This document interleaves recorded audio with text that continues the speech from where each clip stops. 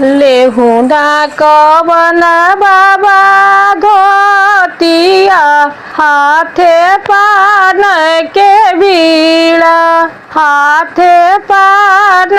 के बीड़ा करीना समधिया से बीनती सिर नवाय जो सिर कबहू नावेला सो सिर नवाय बेटी हो दुलारी बेटी कारण सिर नवाय सिर नवाय लेहुना कवन चाचा धोतिया हाथे पान के बीड़ा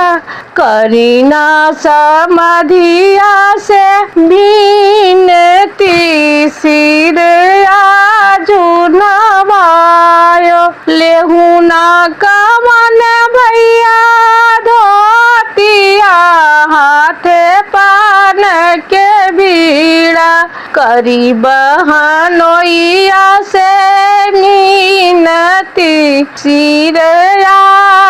नवायो जो सिर कबहू नावेला सो सिर नवायो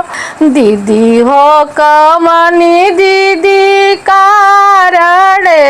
सिर नवायो।